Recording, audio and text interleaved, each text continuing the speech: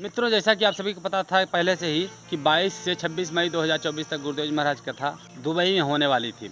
लेकिन इससे पहले कि गुरुदेव महाराज दुबई पहुंच पाते और अपनी कथा संपन्न कर पाते, उन्हें दुबई की विदेश मंत्रालय द्वारा एक चिट भेजा गया है, एक लेटर भेजा गया है, जिसे प्रॉमिस लेटर कह सकते हैं, जिसमें कुछ शर्तें रख दी गई हैं। और उन शर्तों का अगर गुरुदेव जी महाराज मानते हैं, यानी धीरेन्द्र शास्त्री महाराज उन शर्तों को स्वीकार करते हैं, तभी वो वहाँ पे कथा कह पाएंगे, तभी वो वहाँ पे जा सकते हैं, यानी लंदन में जा सकते हैं।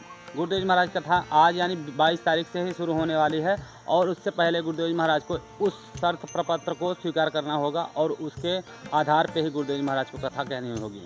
उस प्रॉमिस लेटर में लिखा क्या गया है, उस शर्त प्रपत्र में क्या लिखा गया है, चलिए हम आपको बता देते हैं, जिसे गुरुदेव जी महाराज को मानना अत्यंत आवश्यक है, तभी वो दुबई में कथा कह सकते हैं। ना उन्हें दुबई में कथा कहना तो दूर, उन्हें दुबई में प्रवेश भी नहीं करने दिया जाएगा इस शर्त को बिना स्वीकार किए हुए। तो वह शर्त क्या है, मैं आप सभी को बता देता हूँ। दुबई के विशेष कोर्ट के द्वारा यह प्रपत्र दिया गया है और इसमें लिखा क्या गया है, इसमें लिखा गया है शर्त नंबर 1 ये है कि जैसा कि हम जानते हैं कि धीरेन्द्र शास्त्री महाराज काफ़ी ज़्यादा नामी यानी प्रभावी व्यक्ति हैं और वह कई देशों में कथा कहते रहते हैं।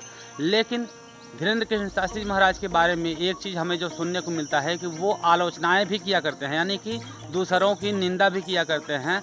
कह सकते हैं कि गुरुदेव महाराज अक्सर ठठरी बारते रहते हैं, तो दूसरों की आलोचना करते हैं, निंदा करते हैं।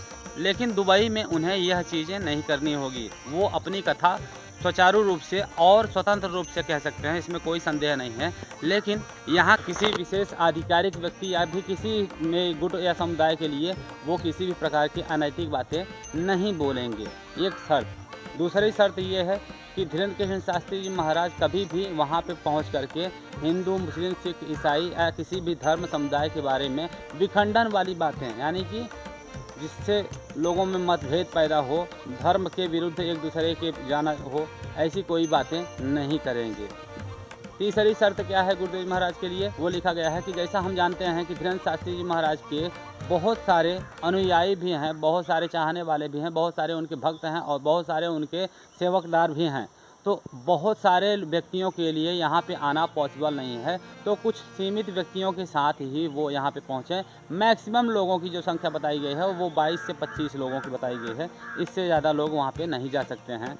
तो धीरेन्द्र कृष्ण शास्त्री महाराज को यह भी शर्त स्वीकार करना पड़ेगा। चौथी और आखिरी जो शर्त रखी है वो ये रखी गई है कि धीरेन्द्र कृष्ण शास्त्री महाराज जब यहाँ पे अपनी कथा कह रहे हों तो किसी पे दबाव बना करके अपने कथाओं में ना बुलाएं, किसी भी व्यक्ति को अपनी कथाओं के दबाव में न रखें। किसी भी विशेष धर्म के व्यक्ति को अपने धर्म में जोड़ने की बातें धीरेन्द्र कृष्ण शास्त्री जी बिल्कुल ना करें और वहाँ के सभी कानून, सभी नियमों को पालन करना पड़ेगा। उस नियम के विरुद्ध वो नहीं जा सकते हैं। तो ये कुछ शर्तें रखी गई हैं जिसे धीरेन्द्र कृष्ण शास्त्री महाराज ने स्वीकार कर लिया है और वो कथाएँ कहने जा भी रहे हैं। तो बस आज की वीडियो में इतना ही।